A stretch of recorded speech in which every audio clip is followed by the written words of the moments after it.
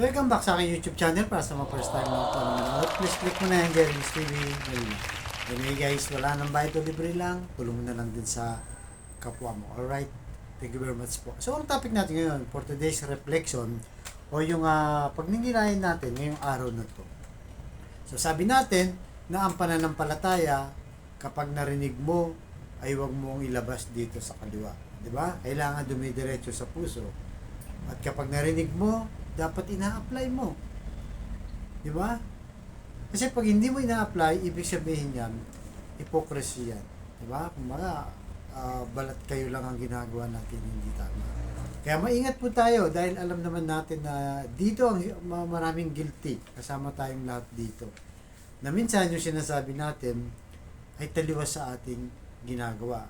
So ano man ang sinasabi natin, lalo na sa mabuting balita at hindi natin ginagawa, nagiging hipokrito tayo. So, yun po yung lagay natin sa ating mindset na sana, di ba, pag nakarinig tayo ng magandang balita, sasabuhay natin. Dahil lang sabi nga sa Biblia, ang pananampalatayang walang gawa ay patay. Di ba? So, dito naman, sa pagpatay ng pananampalataya, ang mga kalaban natin, di ba, kung paano namamatay ang isang tao ang kanyang pananampalataya. So nung may isang kwento guys, di ba? Na ng ating Panginoong Yesus nung nandun sila sa Sea of Galilea o sa ilog, tatawid sila ng ilog kasama ng mga apostol na. So ngayon habang tumatawid sila, popular yan guys sa Biblia. Habang tumatawid sila sa kalagitnaan ng sabi natin parang lawa. Di ba, hindi naman to dagat pero lawa.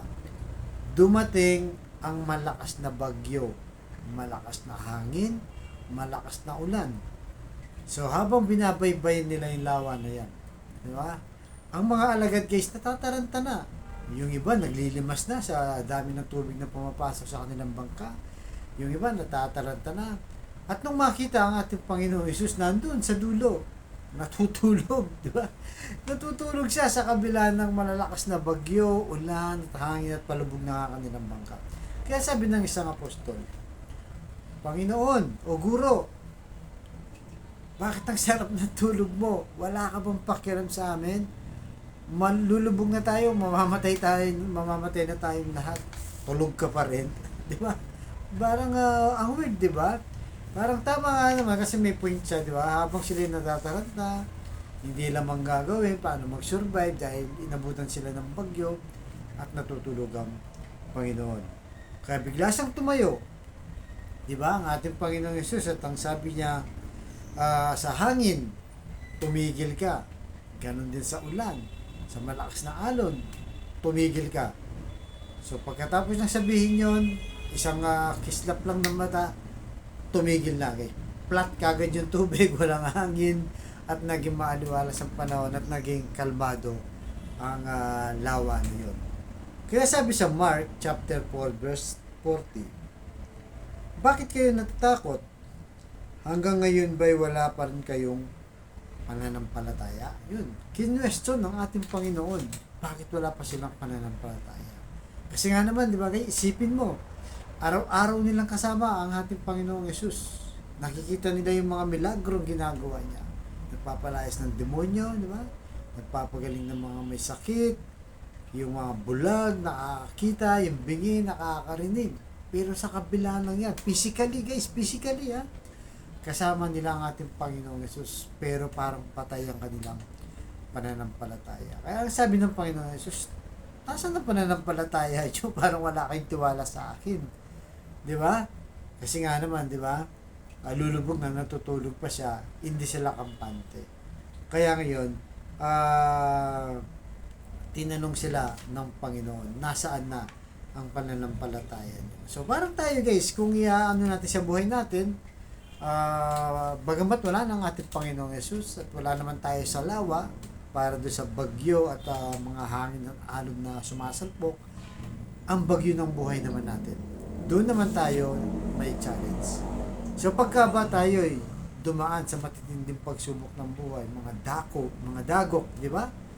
ng buhay, yung tila ba nawawalan ka na ng pag-asa, pinanghinahan ka na ng loob, wala ka nang makitang solusyon, at wala na rin tumutulong sa'yo, hindi ba namamatay ang pananampalataya mo? Di ba? Pero kung alam mo, di ba, na may pananampalataya ka, matindi man ang bagyo sa buhay mo, ano man dumating yan, sa lakas lang ng ampas ng tubig at hangin, hindi ka matitinag. Dahil alam mo, ang Diyos ay may control ng lahat ng bagay. Di ba? Kasi kung ang Diyos na sinasamba mo o kinikilala mo, hindi niya control ang mga sitwasyon, hindi yun Diyos. Di ba? Hindi yun Diyos. At ang Diyos natin ay may dalawang karakter. Isang Diyos ng isang Diyos na mapagmahal, di ba? Yan nga, at Diyos ng may control ng lahat, di ba? Yan ang Diyos natin. Bagamat nangyayari yung mga pagsubok sa ating buhay, pinababayaan niya, ito may mga lesson din. Nakalaunan, pagkatapos ng mga bagyo't unos na yan, nalalaman natin na kaya pala nangyari yun dahil may magandang purpose ang Panginoong Jesus. Kaya manatili po tayo, di ba? Manatili magsimba, magpasalamat, magdasal, lahat yan. Para kahit na wala tayo sa ganung sitwasyon, at kung dumating man, ay nakahanda ang ating pananampalataya, lumakas, maging malakas sa oras ng mga sakuna sa ating buhay at mga dagok at pagsubok. Kaya sa kapatid natin ngayon, nanonood sa aking vlog na may matinding karamdaman, problema sa pamilya at problema rin sa financial. Sabahin mo kasi napakasimpleng dasal na kung ikay maniwala at ikay magtiwala, lalo na kung ikay manampalataya sa ating Panginoong Hesus, kaano man kalakas ang bagyo sa buhay mo, ay tsak yung malalagpasan.